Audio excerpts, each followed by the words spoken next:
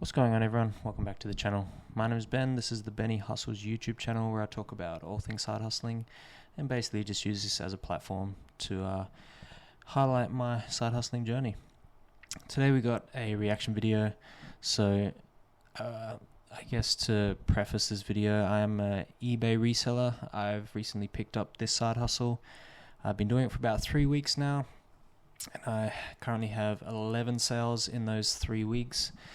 Still not really running at a profit due to expenses and things like that, but I'm just getting my eBay side hustle off the ground basically. What I did to start this side hustle was, I guess, do my research. A lot of good resources on YouTube. So I thought today I would go through a few YouTube shorts. I've just searched the eBay do's and don'ts, and we'll go through some YouTube shorts, and I guess I'll give my reaction, maybe things that I've done, maybe things that I've avoided, because there's a lot of good recommendations, but there's also things that I didn't really think were necessary, or maybe not at this point anyway in my eBay reselling journey. So let's get into the video, and I'll pause when maybe there's something that I want to discuss, but yeah, let's see what happens. First video, how I fix my slow eBay sales with these 3 tricks. If your sales on eBay are slow, then I have 3 easy tips for you. So first, try promoted listings. Right here at the top of the search results, when I search for flashlight, are these sponsored listings. These are promoted listings. They're paying a little bit extra. Good one straight off the bat. So I see a lot of people, a lot of kind of bigger YouTubers that are eBay resellers saying to use promoted listings. Personally, I have not been using promoted listings starting off on eBay. My opinion on promoted listings are that then I feel like you're giving away money to eBay basically, and if eBay is suppressing your listings, I think then that's a bigger issue. And if they're making you pay for listings to promote them, I think that's a bigger can of worms there, and eBay is taking advantage of people. But personally, I don't think promoted listings are necessary. I think if you have good titles, good prices, and are kind of in something that has a good sell-through rate, like you're selling something that has a good sell-through rate, then I don't think promoted listings are really necessary. I feel like I would be giving away free money. Now, where I think promoted listings would be useful are in a really saturated market. So this guy's showing a tactical flashlight where I feel like there'll be millions of those being sold. So being able to push yours to the top where people get eyes on it, obviously having more eyes on a product, it will sell more. So that's where promoted listings will come in handy. But I feel like if you're already pricing it in like the bottom percentage, you will get sales. Then again, it could, if you're not willing to price in that bottom percentage, a lot of the YouTube eBay resellers recommend that you start in the bottom 25% of prices for your product when you research. So maybe later on down the track, and you want to increase your prices to be in maybe the middle or the top 25% or whatever, you might promote your listings, but right now in my journey, I decided I don't think it's necessary. I feel like if I list it with good titles, if I sell something that's actually wanted or that might even be rare, like promoted listings might not be necessary. So that's the first one. Let's see what else he has to say. Extra to get higher in the search results. That means more people will see it. The more that people see your listing, the more that people will buy it. The second thing you want to do is increase your sell-through rate. So if you have 100 items listed and only 30 of them are selling, that means you have a 30% sell-through rate. The higher, the better, and the more sales that eBay will send you. So delete old listings that aren't selling so you can get a higher sell-through rate. And the Not sure what he means by that. Is he saying that with sell-through rate, I always thought it was, obviously it's what you sell versus the stock you have, but I always thought sell-through rate is kind of the product that you have the product that you have available, how quick it sells. Yeah, that's a confusing one. I'm not sure what he means by that. Whether eBay gives you benefits for, I guess, having more solds versus more in your inventory. I don't think that's true. Not quite sure what he means there. The last thing is that no matter what, just keep listing. eBay likes it when you add new products often, and it's the only way that you'll be able to test products and see what people actually want to buy. Make sure to follow me for more. The last point was add new products. That kind of contradicts the part about deleting products. I'm not sure. He might have meant something else there. Obviously, you should be adding products. If you want to sell regularly, you need to continue adding products, especially as you deplete them. But with his sell-through rate point, he's saying to delete stuff that isn't selling, I think. But add new products. Yeah, he doesn't really give you any ideas on what to do with the stuff that isn't selling. But yeah, we'll move on to the next one. He had some interesting points there. Can't say I would employ all of those. The promoted listing one was a good discussion at the start. Let's go to shorts. What do we got here? eBay do's and don'ts.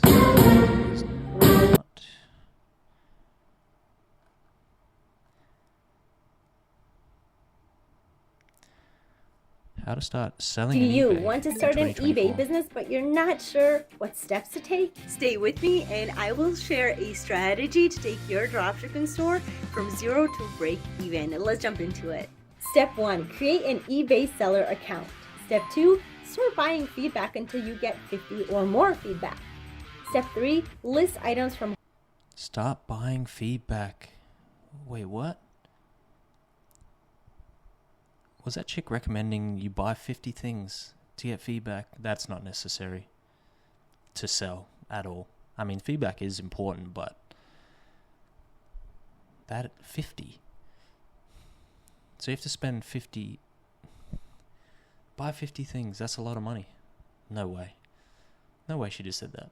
home and then call eBay to increase your selling limits. Step 4, Call eBay to increase your... I didn't have to do that. Let me know in the comments if you had to call eBay to increase your selling limits, because I got, I don't know, 50,000 a month or something straight off the bat. That's interesting. open a buyer account on a supplier website like Walmart or AliExpress. Step 5, find fast-selling products and list up to 10 new items per day. Step 6, upload the products to your store and make sure to create SEO optimized titles. Right, this is probably more like e-commerce or something. Buying cheap Alibaba stuff. I think that's what she meant by getting access to more listings, but even doing this, that would be a big store. For your listings. Remember, your goal is to break even in the first 12 weeks. Once you break even, you're ready to adjust your strategy and focus on becoming profitable. I hope you found this video valuable. Yeah, crazy. I don't feel like that's really tailored to like eBay resellers. That's more like an e-commerce kind of video, that one. Make 50 purchases to get 50 feedback before you start selling. No way. That is a crazy opinion. How to get your first eBay sale?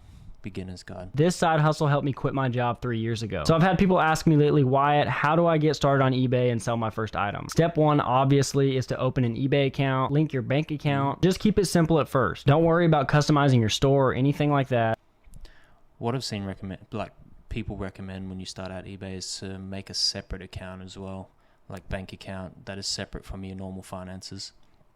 I personally, I've kind of done that. I do have a separate bank account, but it does get mixed up with a few different things. But that's something that I think I want to employ in this side hustle, is to start a separate account, which I haven't done yet. So that's a good one there for you to consider. I've never really done that, and I've sold tons of stuff. Step 2 is then finding something to sell. So you can start with stuff you already own. Just look around your house. All right, so I'm pretty sure my wife has only worn these like a couple times ever. Something that I did as well is like threw a couple of things up that I didn't really need anymore. Majority of it is stuff I found in thrift stores and things, but there was a couple of things that I thought, why not? May as well get rid of it. So we're going to sell them. Or you can go to a thrift store. So I did this a few days ago and found this Carhartt wallet for $250 that sold for $15 plus shipping. These Sony micro cassette tapes for $350. Like $10 plus shipping. And then my cameraman found these True Religion jeans for $575. I've never picked them up before. We're going to give that a try. And now that you've got an... Kind of breezes over the sourcing techniques and things like that. I guess it's probably too dense to fit into a short, but he's breezing over a lot of how to source products, which is quite technical, and you need a kind of keen eye to find stuff. So definitely something that you should research if you're starting out is how to source products for eBay, or like in a thrift store, essentially. How to source products on Facebook Marketplace and avenues like that. There's definitely a technique to it that I've been learning this last 3 weeks, but it's quite easy to pick up and very easy to learn.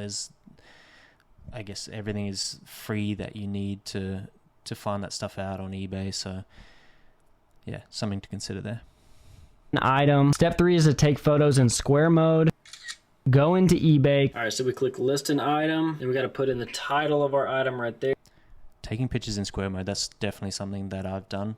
I feel like it just keeps it a lot more kind of centered on your product. It cuts out all that extra space that you have with like 9x16. So definitely a good one there. Definitely take your photos in 1x1, which is easy to do on most phones. You just change the aspect ratio in your camera when you're taking the photo. And in eBay as well, I believe there's like a couple arrow at the top that you just click and it turns it into a square, which is 1x1 ratio. There, and you just got to add your photos. You got to fill out any of the necessary specifics right here, and then you just got to set your price and shipping, and that's it. So let me know if you have any questions, because that's it. Easy peasy. Obviously you have to research your products and figure out what price you want to sell it for.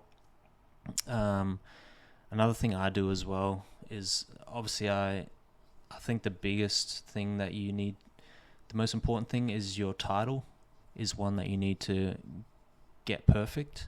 Well, not perfect, but make sure it contains the most amount of keywords that relate to the product you're trying to sell. The second one is obviously the price. So obviously researching the price, and I think the good ballpark is that bottom 25% when you're starting out of what the common or average price is.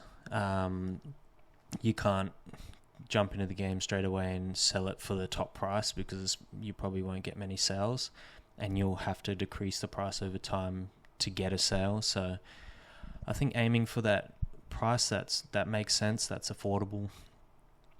And another thing I do is obviously I figure out the shipping as well, because that can really catch you off guard, especially if you don't measure your product and weigh your product. So it's always good to have a kitchen scale handy to weigh your product and get as close as you can to what the shipping price will be.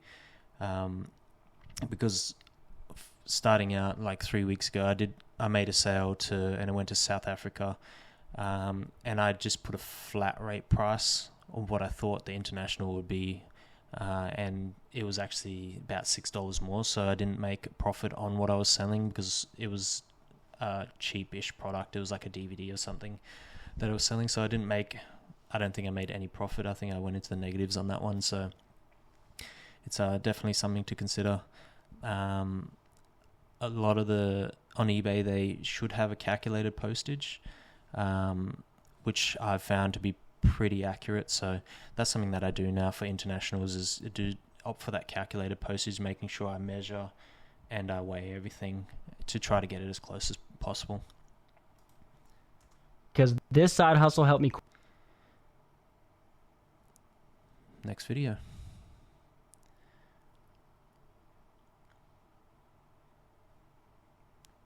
how to actually stand out on eBay and How do Amazon. you stand out among all these products on eBay and Amazon? Well, let me show you. So you probably noticed that most of these listings have a white background product photo as their main image. And that can look clean and nice on your own website, but on eBay, you need to stand out. So here's what I do when I list my products. Let's take a look at this water bottle. Where would you use a water bottle like this? Outside. So that's where you should take your picture. And I actually did that earlier in my backyard with this water bottle, and here's how it turned out. Now let's see how that image looks in the eBay search feed. Much better.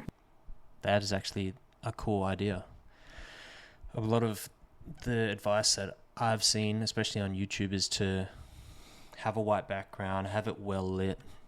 But this guy's actually putting it, I guess, into the environment that you would find this product in. So definitely a good one, because it does stand out from the rest of the products that are white background. So that's a cool one. I might consider that one, especially for some products, but I don't think it's feasible for a lot of things like DVDs and things like that. I feel like putting a DVD, where would you put that? It'd be near a TV or near a device of some sort. I feel like it would just be too cluttered, so definitely one I'll consider, especially if it's something like a water bottle or things like that.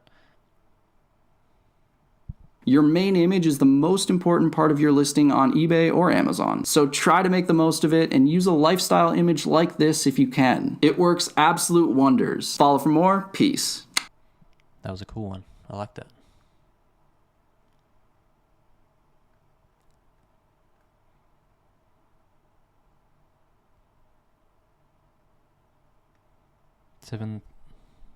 What's up, guys? 7 to different ways to know what to sell. Number 1 is, does it have a history of actually selling, and how much competition is there and how much demand is there? That's why I recommend selling clothing or shoes, because everybody needs that. Yeah, so this is what I consider sell-through rate. I remember the first video, the guy was talking about sell-through rate of like your total store, but this is one thing I do for every single product, is to understand the sell-through rate on eBay, which is easy to do. It's basically, you get you try to locate your product, you put in the location, like where you live. For me, it would be Australia, so all the products in Australia. You put the product condition, if it's new or used, and then you check. I usually go through some of the listings, see if it's actually the product that I'm trying to sell, and then I check the number. You can check the results that come up for that search with the filters. Then you go back into the filters and then go down to sold items. You tick that on for sold items, and then you get that number.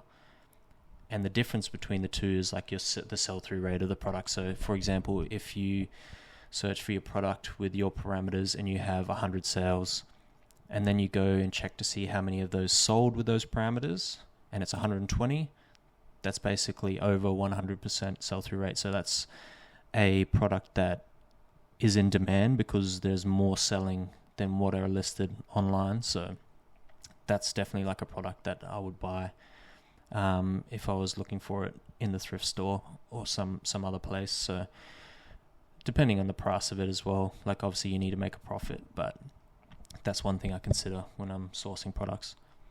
Number 2 is sell something that you know a little bit about the customers. That's why I recommend people who collect something, sell what you collect. Number 3 is sell in a category that you have knowledge about. So if you know shoes, sell shoes. Sell what you collect and sell. I feel like those two are kind of go hand in hand, but definitely a good one. That's basically niching down. Another way to say niche down, I would think. It's a product you know because you collect it. So you know the niche, basically. You know the ins and outs of the products. You'd probably be very, very good at sourcing them. So definitely a good one. But on that point, starting out on eBay, I'm not niching down right now. I'm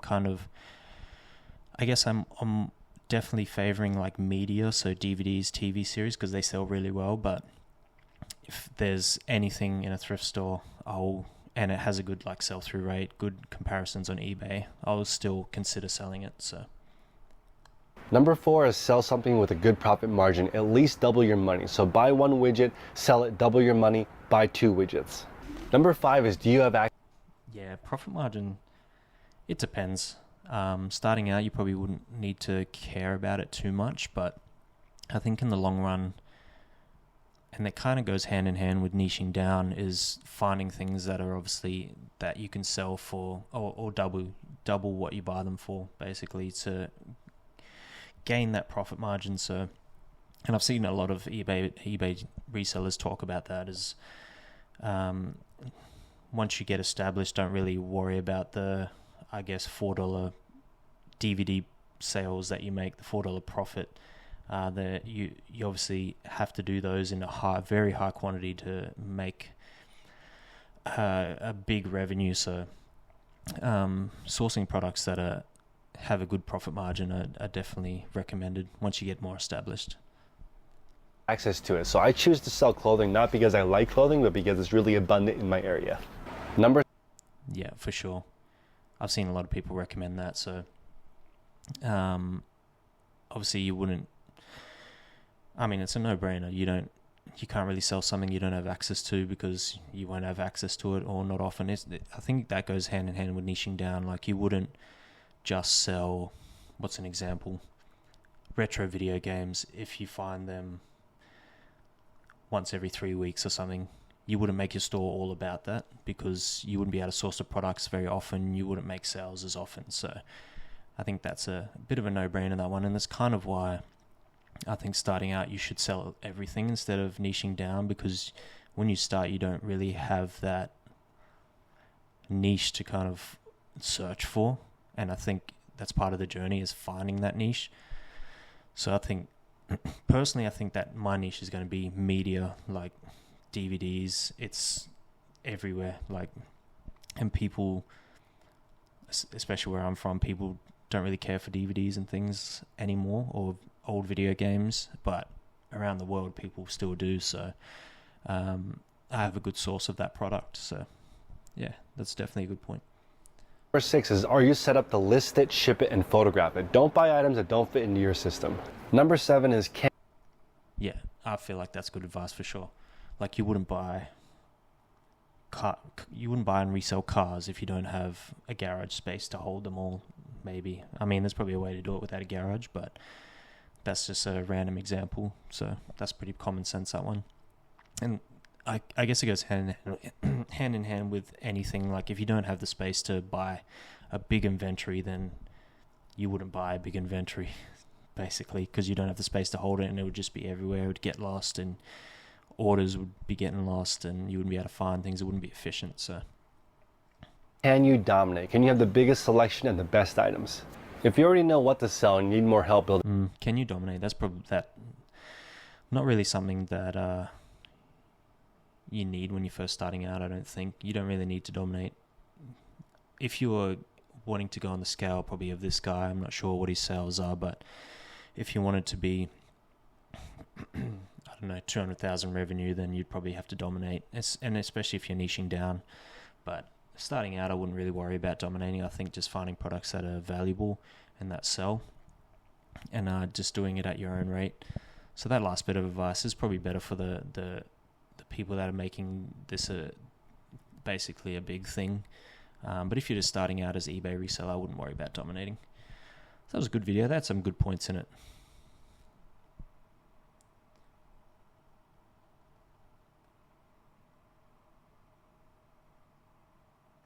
Selling tips from sellers. Let's go. Pro tip alert, you're not getting enough money for your items on eBay. Let's take this PlayStation 3 bundle as an example. So you might go in the eBay mobile app and open up the search bar, look up your PlayStation 3 bundle, and then maybe set your filters to buy it now and see items like this one here that's listed for $178. Now this search might give you a good idea of what things are listed for, but what I like to do is see what things have previously sold for. If I go back up to the filter section, I can select show more and go down here to where it says sold items, and I can turn that on, and now I can see everything in the green are sold items, like this PlayStation 3 here that sold for $245. Yeah, so this is what I was talking about before with the sell-through rate.